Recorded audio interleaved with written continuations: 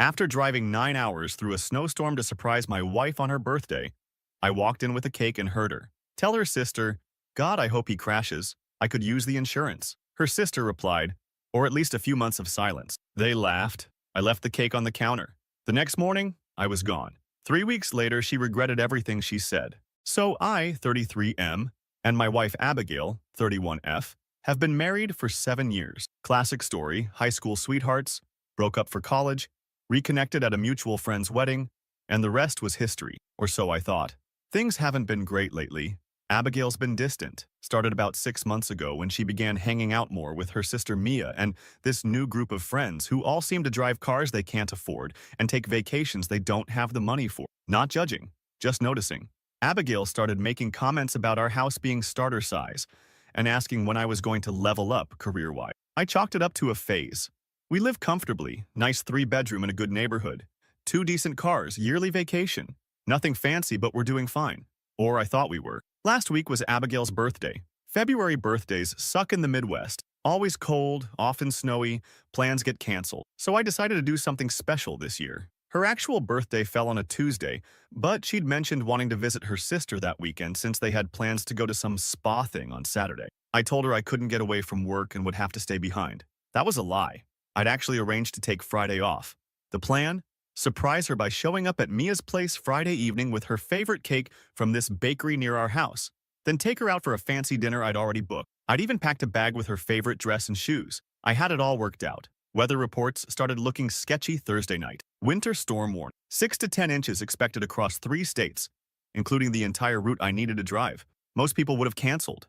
I didn't. Partly stubborn determination, partly not wanting to waste the reservation at the restaurant that took me 3 weeks to get. I left at 7 a.m. Friday. What should have been a 6-hour drive turned into a 9-hour nightmare. White-knuckle driving through snow so thick I could barely see the taillights in front of me. 3 accidents on the highway slowed everything to a crawl. Had to stop twice to get coffee just to stay alert. But I kept thinking about Abigail's face when I'd walk through the door. Worth it, right? Got to Mia's neighborhood around 4 p.m. Had to park a block away because the plows hadn't come through yet. Grabbed the cake box and trudged through ankle-deep snow. My jeans were soaked by the time I got to Mia's front door. The door was unlocked. I could hear them in the kitchen. Voices and laughter. I was about to call out when I heard my name. Abigail was mid-sentence. From Noah. Nothing. Radio silence. Mia said something I couldn't make out. Then Abigail again, clearer. He texted earlier saying he was stuck at work. Probably still there. In this weather? They'd have sent everyone home, Mia replied. Well, he's probably on the couch with his headphones on playing that stupid game again. I froze in the entryway. This wasn't the usual playful eye-rolling about my gaming habits. There was real contempt in her voice. At least he's not here ruining your birthday week, Mia said. I almost stepped in then to announce myself. Wish I had. Instead, I heard what came next. God, can you imagine? Abigail laughed. He'd insist on coming to dinner with us tonight and tell the same 3 stories he always tells. Then he'd get that sad puppy look when I want to go out tomorrow without him. My stomach nodded. I stood there holding this stupid cake I'd driven 9 hours through a blizzard to deliver, listening to my wife mock me to her sister. Well, at least he's safely out of the way, Mia said. The roads are a disaster. My friend's husband got stuck on the highway for 3 hours. There was a pause. Then Abigail said something I'll never forget. God, I hope he crashes. I could use the insurance. I must have made a noise because they both got quiet. I thought I'd been caught, but then Mia responded, or at least a few months of silence. They both laughed. Actual laughter. At the thought of me dead or hospital. I don't remember consciously deciding what to do next. I just walked into the kitchen, placed the cake box on the counter, and walked back out. Their faces. I've never seen color drain from someone's face so fast in real life. Abigail called my name, but I just kept walking. Back through the snow, back to my car. I sat there for maybe 20 minutes before I could even put the key in the ignition. My phone blew up. 17 missed calls by the time I checked. 38 text messages. I read exactly none of them. I drove to the nearest motel. Cost me $80 for a room that smelled like cigarettes in desperation. Turned off my phone and stared at the ceiling until sunrise. When I did turn my phone back on, there were 63 texts and 29 missed calls. I didn't read them. Just texted my friend Theodore. Something happened with Abigail. Need a place to crash for a few days. Theo, being the MVP he is, just replied, doors unlocked, beers in the fridge. I drove the 9 hours back home, packed 3 suitcases of clothes and essentials while Abigail was still at Mia's, grabbed my important documents from our fireproof box, and went to Theo's. That was 3 days ago. I still haven't spoken to Abigail, though not for her lack of trying. She's called from multiple numbers, left voicemails ranging from tearful to angry, and even showed up at my work yesterday. I wasn't there, called in sick. Today, I went to the bank and moved half our joint savings into a new account in just my name, froze our joint credit cards, changed all my passwords, told my boss I needed to work remotely for a week due to a family emergency. It's all very methodical, which is weird because inside I feel like I'm in free fall. The thing is, I keep replaying those words. I hope he crashes. I could use the insurance. Who says that about someone they're supposed to love? Who laughs about their spouse being silenced for months? Even worse is realizing this probably isn't the first time she said something like this, just the first time I heard it. Our friends have started reaching out.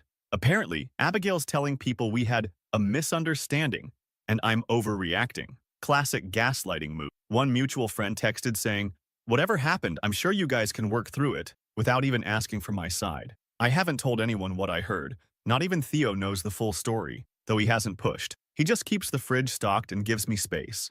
Last night, I finally read some of Abigail's texts. They follow a predictable pattern. Confusion. Where did you go? Why did you leave? Defensiveness. It was just a joke. You weren't supposed to hear that. Anger. You're being childish. Answer your damn phone. Manipulation. I'm worried about you. Please let me know you're okay. Threats. If you don't call me back, I'm calling the police to report you missing. Self-pity.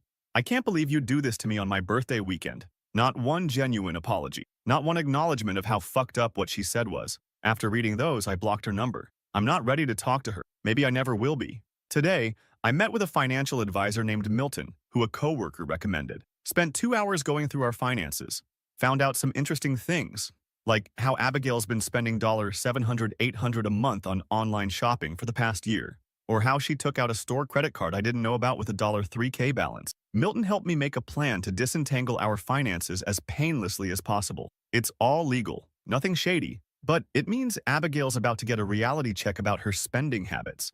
The joint account I left untouched has enough for this month's mortgage and utilities. After that, we'll see. I'm not trying to leave her destitute. I just need her to understand there are consequences. The wild thing is, I still catch myself wondering if I'm overreacting. Like, maybe it really was just a joke. But then I remember her tone, the casualness of wishing me dead, the laughter afterward. And I know I'm not. Theo says I should talk to her if only to get closure. Maybe he's right. But right now, I'm still processing, still trying to figure out who this person I married actually is. Tomorrow marks 4 days of silence from my end. Abigail's sister Mia tried to call today. I didn't answer. Then our neighbor Lydia texted saying Abigail was at our house crying on the front step because I changed the garage door code. Part of me feels bad. Most of me doesn't. The thing that keeps me up at night isn't even the insurance comment. It's the laughter. The easy way they both found humor in the thought of me suffering. Who does that? And how long has she felt this way? I've also been wondering about the life insurance policy we took out 3 years ago. It's not huge, $500K, but enough to make someone hope he crashes, I guess. Calling the insurance company tomorrow to see about changing the beneficiary. I know this is getting long, but typing it all out helps. Theo's got a buddy who's a divorce lawyer. Meeting him for coffee tomorrow. Not sure if that's where this is heading, but I need to know my option. For anyone wondering what I'm going to do next, I don't know yet. Part of me wants to just disappear completely. Change my number, move to a different state, start over. But that feels like running away. Another part wants confrontation. Wants to see her face when I repeat her words back to her. Wants her to feel 1/10 of the hurt I'm feeling. But mostly I just want the hollow feeling in my chest to go away. I want to stop seeing her face when I close my eyes. I want to stop hearing those words and that laughter on repeat in my head. For now, though, I'm taking it one day at a time. Keeping my head down, making plans, and letting her wonder where I am, what I know, and what I'm going to do. If there's interest, I'll update as things develop. Regardless, thanks for letting me vent. Sometimes the internet is the only place where strangers will just listen without trying to fix everything. Still standing? Still breathing. Noah. Update. Quick TLDR of previous post for those joining. I drove 9 hours through a snowstorm to surprise my wife Abigail at her sister Mia's house for her birthday. Overheard Abigail telling Mia she hoped I'd crash for the insurance money. Left the cake on the counter and walked out. Been staying at my friend Theodore's place for 3 days, ignoring her calls and texts while sorting out finance. Lots of you asked for an update when things developed. So here we are. It's been a week since my last post, and 10 days since I heard those words that keep replaying in my head like a cursed TikTok sound. They say anger fades. That's what all the self-help podcast Theodore's been playing in the kitchen claim anyway. The rage subsides, and you're left with a clear mind to make better decisions. I'm still waiting for that part. Last Wednesday, day 4 of silence, I woke up with a plan. Not a good plan, not a healthy plan, but a plan that felt right in that moment. I waited until 9:30 a.m. when I knew Abigail would be at work. Then, I went home. Our home. With 3 empty suitcases and Theodore's pickup truck. The house looked exactly the same as when I left it. Coffee mug still on the counter, mail piled up by the door. But it felt different, foreign, like walking into a movie set of my life rather than the actual thing. I started in the bedroom, packed all my clothes except the ones Abigail had picked out for me over there. Left those hanging in the closet like abandoned cocoons. Took my grandmother's watch from the dresser, my journals from the bookshelf, the external hard drive with all our photos. Petty maybe, but I paid for the damn thing. In the office, I disconnected my gaming setup. Left the desk, we bought it together, but took the chair. I bought it when she complained about the squeaky wheels on the old one. Found our marriage certificate in the filing cabinet and took that too. Not sure why, just felt important. Throughout the house, I systematically removed myself. My books, my records, my tools from the garage. The weird metal sculpture I bought at that art fair she hated. 4 hours of methodically erasing my presence. What I didn't take. Anything we'd purchased together, the couch we picked out after 3 weekends of shopping, the kitchen table where we'd eaten thousands of meals, the bed where we'd slept, fought, made up, made love. I left all of our framed photos exactly where they were. Something about seeing my face smiling back at her from every wall, every surface felt right, a reminder of what she'd thrown away. Before I left, I did 3 things. First, I turned the thermostat down to 62 degrees.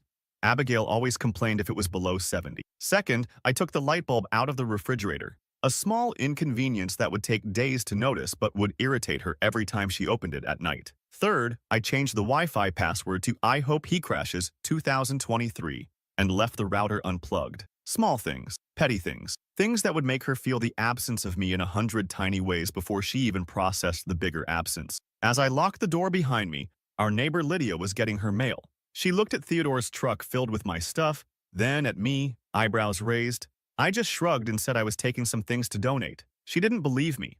Her eyes said as much. But she nodded and went inside. Midwest politeness.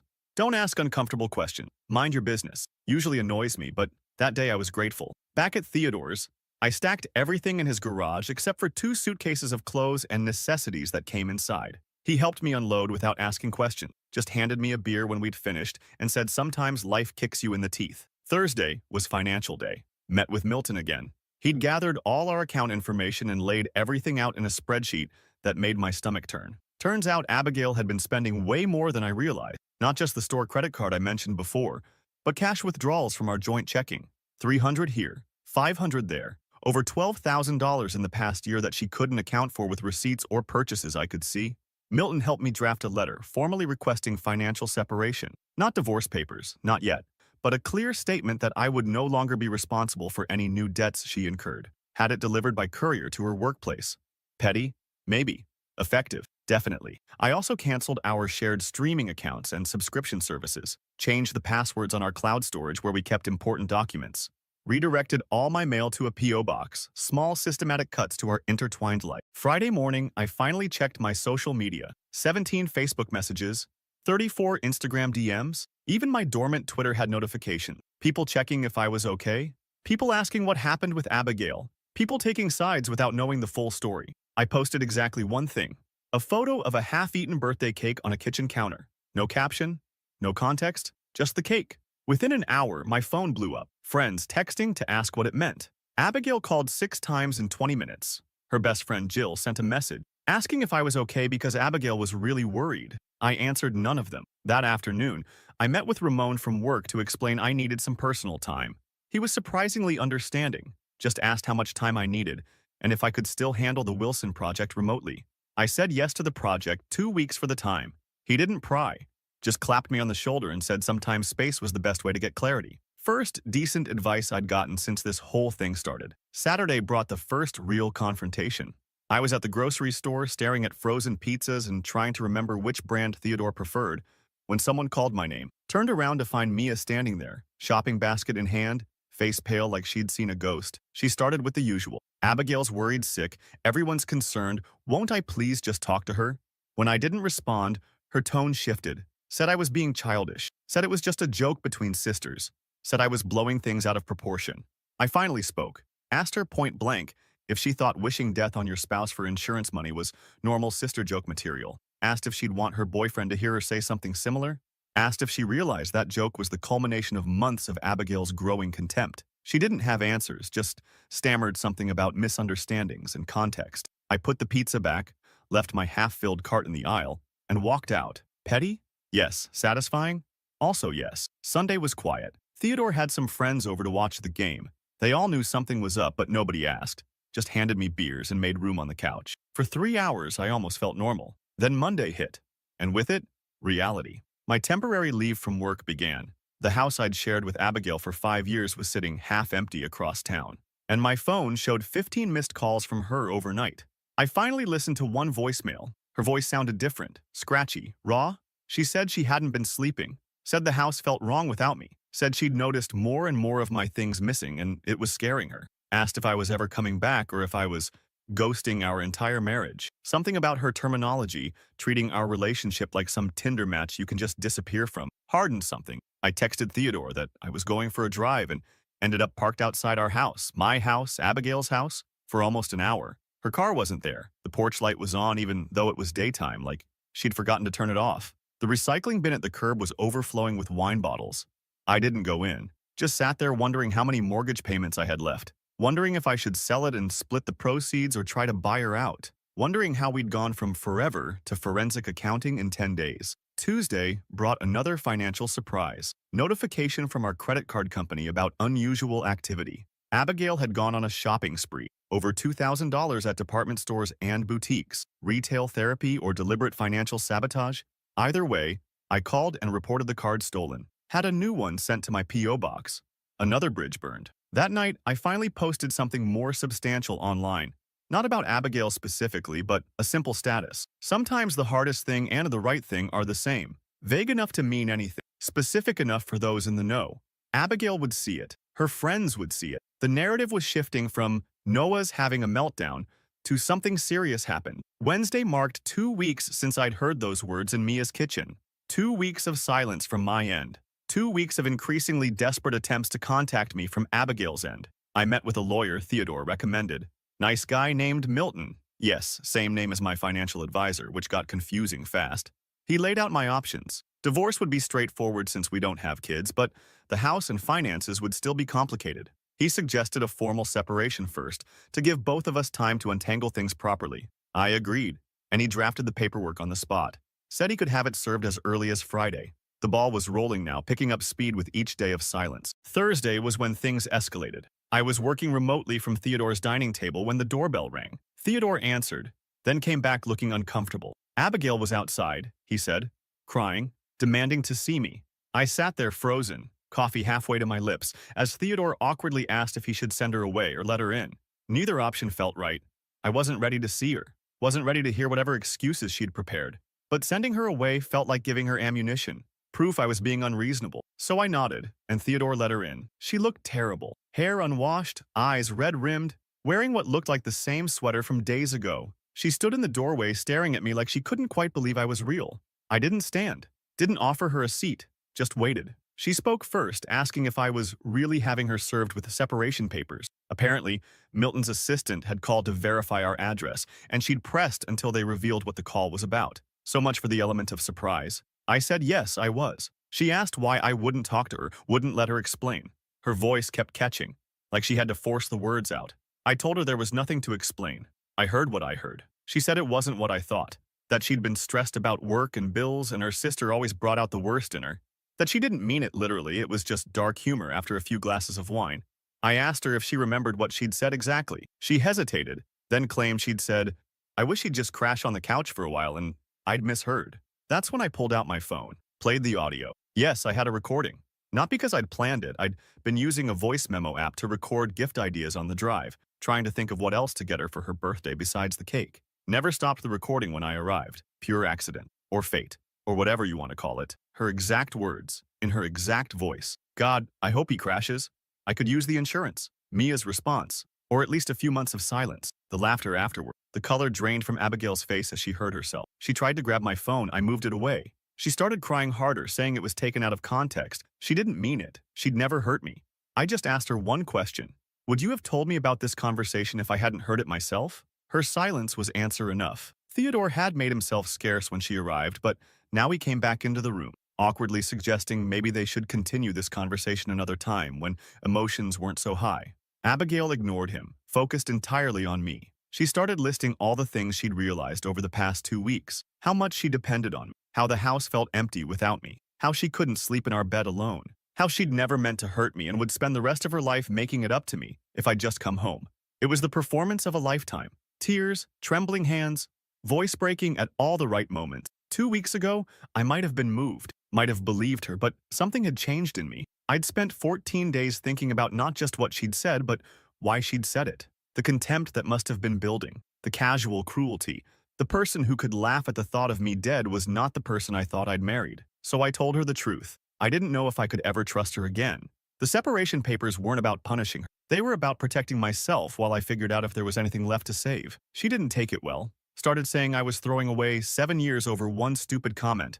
That everyone says things they don't mean when they're venting. That I was being cruel by disappearing and ignoring her. I just sat there, letting her words wash over me without penetrating. When she finally ran out of steam, I told her the separation papers would be delivered tomorrow and she should read them carefully before deciding next steps. She left sobbing. Mascara streaked down her face. Theodore came back in with 2 beers and said that was the most uncomfortable thing he'd witnessed since his parents' divorce. Dark humor. But I appreciated the attempt. That night I couldn't sleep. Kept replaying her face when she heard the recording. The shock, the panic. But not, I noticed, genuine remorse.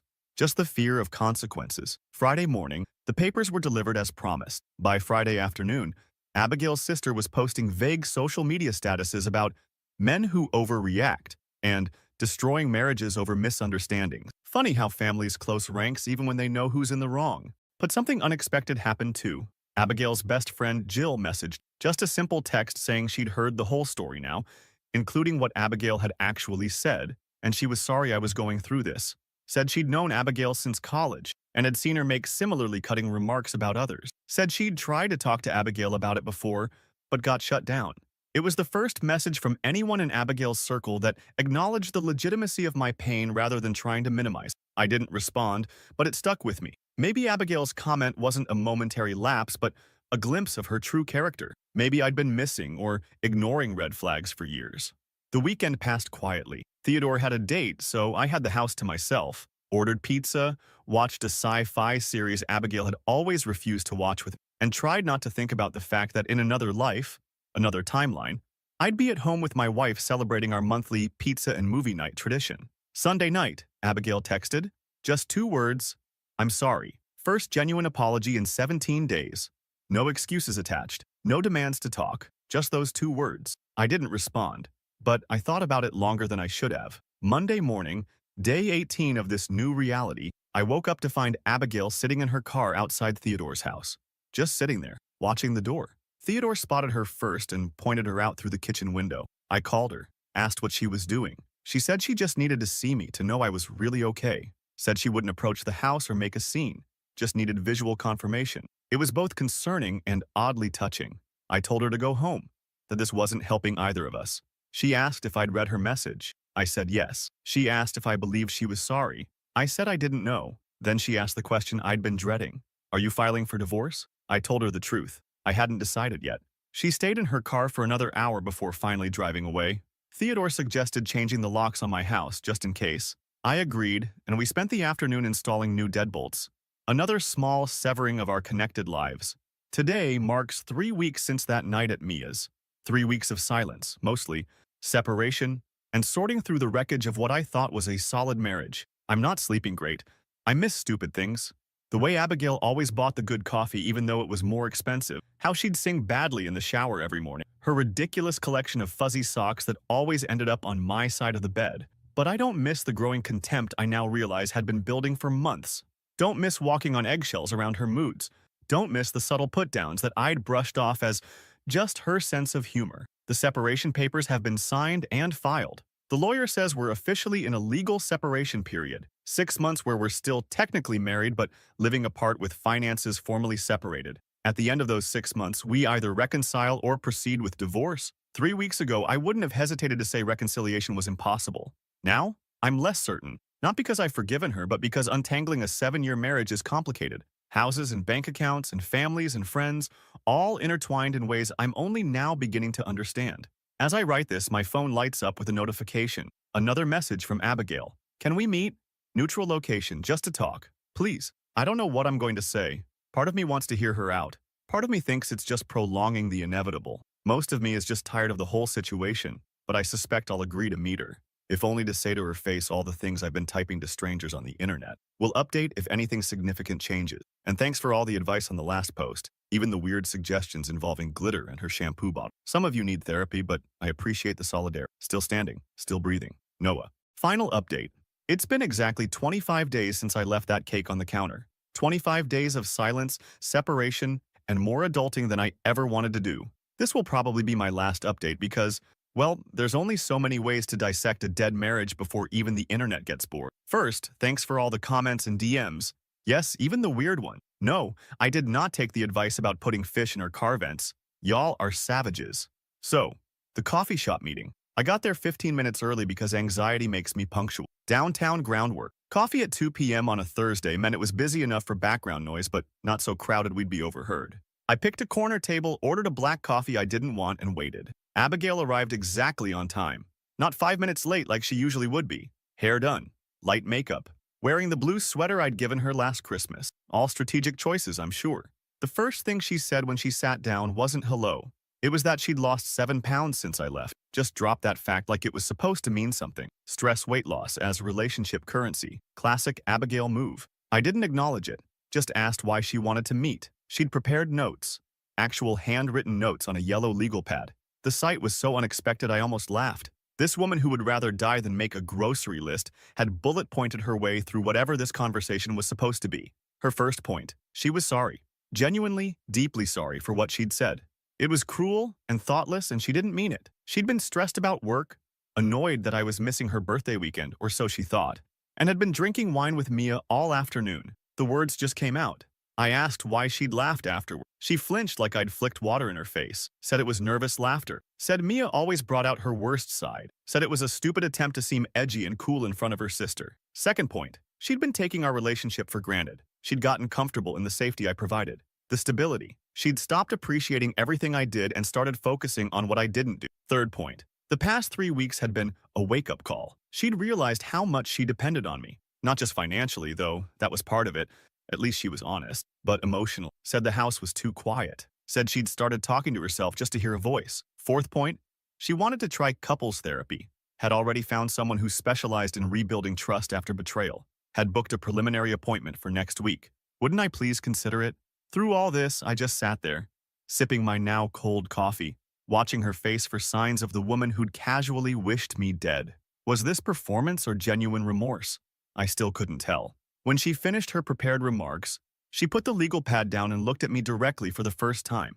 Asked what I was thinking. I told her I was thinking about parallel universes, about how in another timeline, I never drove through that snowstorm, never heard what she said, would still be living in blissful ignorance, sleeping next to someone who could laugh at the thought of me dead. She started crying, not the theatrical sobbing from Theodore's living room, quiet tears that she kept wiping away with a napkin like they were an inconvenience. I laid out my terms. Not negotiating points, just facts. The separation would continue for the full 6 months as planned. I wouldn't be moving back in during that time. I wasn't saying never to reconciliation, but I wasn't saying yes to couples therapy yet either. I needed time. She nodded through all of it, like each word was a small blow she was absorbing. When I finished, she just asked if I hated her. Weirdest part? I didn't. Still don't. There's anger, disappointment, hurt, but not hate. I told her that. She seemed genuinely surprised. Said she'd been telling herself I must hate her to shut her out so completely. Said it was almost worse that I didn't, because it meant I just didn't care enough anymore to feel anything that strong. That stung, because it wasn't entirely wrong. The conversation wound down after that. We agreed to communicate through email about practical matters like the house and bills. She'd continue paying the mortgage. Her name's on it too. I'd continue paying my share of utilities. We'd reassess at month 3 of the separation. As we got up to leave, she hesitated, then asked if she could hug me. I said no. She nodded like she'd expected it, gathered her things, and walked out. I sat there for another half hour thinking about how surreal it was to have such a business-like conversation with someone you've seen ugly cry, someone who's held your head when you had food poisoning. Someone who knew every stupid, embarrassing story from your childhood. 7 years reduced to bullet points on a legal pad. Life continued its weird new pattern after that. I extended my remote work arrangement through the end of the month. Theodore's spare room became less temporary feeling as I bought a decent mattress topper and hung up a few pictures. I established routines: morning run, work, gym 3 times a week, cooking dinner with Theodore when our schedules aligned. The silent strategy continued to pay unexpected dividends. With limited contact from me, Abigail seemed to be doing some actual reflection. Her sister Mia sent me a surprisingly humble message a week after the coffee shop meeting. Said she'd been a bad influence on Abigail for years, encouraging her to be brutally honest, read, mean, as some twisted form of sisterly bonding. Said she was disgusted with herself for laughing that day. Didn't ask for forgiveness, just wanted me to know she recognized her role in the situation. I didn't respond, but took screenshots, not for leverage, just to remind myself I wasn't crazy for feeling betrayed. Meanwhile, the financial pressure was hitting harder than I'd anticipated. Abigail's friend Jill reached out again. Said Abigail was struggling to maintain her lifestyle on just her income. Had to cancel her monthly spa membership. Was looking for a roommate to help with the mortgage, but didn't want to actually move anyone in because she was still hoping you'll come home. I noted the manipulation tactic, using a friend to make me feel guilty, but didn't take the bait. Thanked Jill for the update and said Abigail was welcome to contact my lawyer if she wanted to discuss financial arrangements. Around day 30, something shifted in Abigail's approach. Her emails became less emotional, more practical. She started selling some of her more expensive clothes and bags on resale apps, got rid of her second car, the impractical convertible she'd insisted on buying last summer. Even mentioned in an email that she was considering taking classes to increase her earning potential.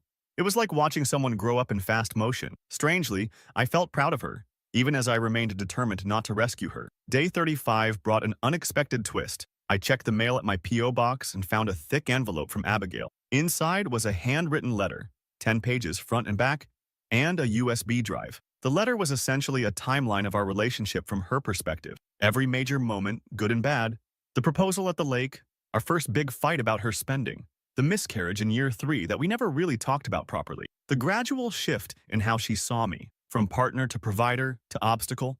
It was brutally honest in a way our actual conversations never had been. She admitted to resenting my contentment with our life when she always wanted more, admitted to comparing our lifestyle unfavorably to her friends, even though she knew they were drowning in debt to maintain appearances, admitted to flirting with her coworker Jason last year, though she swore nothing physical happened. The USB drive contained audio files, recordings of her therapy sessions, with her therapist's permission, apparently. I only listened to one, couldn't stomach more. Hearing her dissect our marriage with a stranger, hearing the genuine confusion in her voice when she tried to explain why she'd said what she said about the insurance money. It was too intimate, too raw. I deleted the files and put the letter in my document box. Not sure if I'll ever read it again, but it felt wrong to throw it away. Day 40 brought another development. Ran into our neighbor Lydia at the hardware store. She mentioned that Abigail had been hosting some kind of weekly gathering at the house. Not parties, meetings. Said there were always 6 or 7 cars out front on Wednesday nights. Curiosity got the better of me. That Wednesday, I parked down the block and watched. 7 women arrived between 6 and 6:30, all around Abigail's age. Some I recognized as her friends, others were strangers. I didn't approach, that would be weird, but I did text Jill afterward asking casually what Abigail was up to these days. She said Abigail had started a women's accountability group focused on financial literacy and breaking toxic relationship patterns. That was not what I expected. Around day 45, the social media dynamic shifted dramatically. Mia, who'd been conspicuously silent about our situation online, posted a lengthy status about supporting my sister through her awakening and helping her recognize destructive patterns. She tagged Abigail, who responded with a simple, "Love you, but this journey is mine to share when I'm ready." This caught the attention of our mutual friends. Suddenly, people who'd been giving me space started reaching out, asking what was going on. The rumor mill churned. Someone heard Abigail was in rehab. She wasn't. Someone else heard I'd cleaned out our accounts and left her destitute. Also untrue. Yet another claimed we'd been having problems for years, and the separation was mutual. Partially true, I guess. I maintained my silence. Let them wonder. Day 50 marked a significant moment. For the first time since leaving, I went back to the house while Abigail was home. Needed to pick up my winter gear from the garage. Minnesota spring is a lie, and we got 6 inches of snow overnight. Texted her first to make sure it was okay. She responded immediately, saying of course she'd be home all day working on some project. Pulling into the driveway felt surreal. The lawn needed mowing. The flower beds were untended. Small signs of my absence. Abigail met me at the door but didn't hover, just said to take whatever time I needed, then retreated to the kitchen where she appeared to be painting something. The house felt different. Smelled different too. Less like my laundry detergent, more like the essential oil diffuser she'd always wanted to use, but I found too strong. Photos had been rearranged, some furniture moved, not drastically, but enough to notice. In the garage, I found my winter stuff neatly boxed and labeled, not thrown together hastily but carefully packed. She'd even included things I'd forgotten about. My favorite scarf, the expensive gloves my mom had given me 2 Christmases ago. As I loaded the boxes into my car, Abigail came out with a mug of coffee, asked if I wanted to see what she was working on inside. No pressure, just an offer. Curiosity won out. Followed her to the kitchen where she'd set up a small art studio. She was painting wooden signs with inspirational quotes, the kind of thing she used to mock people for buying at Target. Actually seemed embarrassed as she explained it was therapeutic, and she'd sold a few at a local farmer's market. We talked for maybe 15 minutes, surface-level stuff. Weather, her parents' anniversary, the water heater making that knocking sound again. Normal conversation between two people who used to share everything. As I was leaving, she said something that stuck with me. Said she'd been reading about grief and realized she was grieving our marriage while also hoping to save it. And those two things kept contradicting each other in her head. I nodded, said I understood because I felt the same contradiction. It was the most honest exchange we'd had in years. Day 60 brought financial clarity. Meeting with Milton, the financial advisor, not the lawyer, still confusing, revealed Abigail had been sticking to our agreement. No new joint debt. Regular payments on her personal credit cards. She'd even paid off that store card I hadn't known about. Milton suggested it might be time to discuss more permanent financial arrangements, depending on which way I was leaning about reconciliation. I realized I hadn't actively thought about that choice in weeks. Had been so focused on maintaining boundaries that I'd avoided the bigger question. So I made a list, pro/con style, like deciding which car to buy or which job offer to take. Except this was about whether to try salvaging a 7-year marriage or walk away permanently. The list didn't help. Some things can't be quantified. Day 70. Theodore announced he was seeing someone seriously enough that they were discussing moving in together. Not immediately, but within a few months. He assured me I could stay as long as I needed, but the subtext was clear. Time to figure out more permanent arrangement. That weekend, I toured 3 apartments, signed a 6-month lease on the second one. 1 bedroom, walkable downtown location, decent kitchen. A fresh start, told Abigail via email. She responded with a single line. I understand, but the door here remains open. Moving day came on day 75. Theodore helped, along with 2 other friends. 4 hours of carrying boxes and furniture up 3 flights of stairs because the elevator was broken. Ordered pizza and beer afterward. Christened the place with a makeshift living room picnic since I hadn't bought a dining table yet. That night, alone in my new apartment, I finally opened the folder of photos on my external hard drive. 7 years of memories. Vacations, holidays, random weekday moments, Abigail laughing at something off camera, Abigail sleeping with her mouth slightly open, Abigail in the early days looking at me like I hung the moon. I didn't cry, just sat there feeling the weight of everything we'd built and everything we'd lost. Day 80. Email from Abigail asking if we could meet again. She wanted to discuss what would happen after our 6-month separation ended, still 3 months away, but she wanted to be prepared for either outcome. We met at a different coffee shop, more neutral territory. She looked good, healthy, had cut her hair to shoulder length, wore minimal makeup and simple clothes, jeans, sweater, boots, the flashy designer purse replaced by a canvas tote. The conversation was direct. She asked if I was leaning toward reconciliation or divorce. I told her honestly that I hadn't decided. Asked what she wanted. She said she wanted to try again, but only if I could eventually forgive her. Really forgive, not just say the words while holding on to resentment. Said she'd changed in the past 11 weeks, was still changing, and wanted the chance to show me that person rather than tell me about her. I said I believed she'd changed. Said I'd changed too. Said I wasn't sure if our new selves were still compatible or if we'd grown in different directions. She nodded, said that was fair. Then she handed me a sealed envelope, said it contained her proposed terms for either outcome, reconciliation or divorce. Asked me to read it when I was ready and let her know my thoughts. I opened it 3 days later. Inside was the most mature, reasonable document I could have imagined from someone fighting for their marriage while preparing for its end. For reconciliation, 6 months of couples therapy before cohabitation, full financial transparency from both sides, regular check-ins about relationship satisfaction, annual State of the Union, discussions about goals and progress. For divorce, fair division of assets based on contribution rather than strictly 50-50ths. She would buy out my share of the house at market value. No alimony either direction. Clean break with minimal lawyer involvement if possible. It was clear-headed, practical, and completely unlike the Abigail who'd wished me dead for insurance money 3 months earlier. I emailed her that both sets of terms seemed reasonable, asked for time to make my decision. She responded with a simple, "Take all the time you need. Day 90, today." 3 months since I heard those words in Mia's kitchen. 3 months of silence, separation, reflection, and growth. I've been thinking about cakes.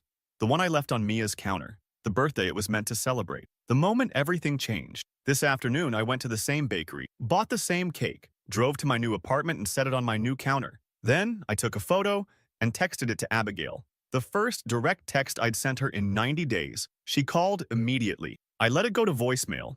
Then I cut a slice of cake, sat on my secondhand couch, and listened to her message. She didn't beg, didn't make assumptions, just said she understood the symbolism, said she would accept whatever I decided, said she was proud of how I'd handled myself through all of this, with dignity instead of destruction, said she was sorry again, not expecting forgiveness but offering the apology anyway. I'm meeting with the lawyer tomorrow, not to file for divorce, not yet, but to discuss the next steps of either path, to understand what reconciliation would really look like after something like this, to know exactly what I'm choosing. Tonight, I'll finish this cake, alone, not out of sadness, but because some journeys need to be walked solo. I don't know if Abigail and I have a future together. The wound she inflicted was deep. The trust she shattered won't be easily rebuilt. But I do know that whatever I decide, it will be from a place of strength rather than fear, of clarity rather than confusion. Those words at Mia's kitchen table revealed something ugly, but maybe they also revealed something necessary. Maybe we needed to break completely to see what we were actually made of.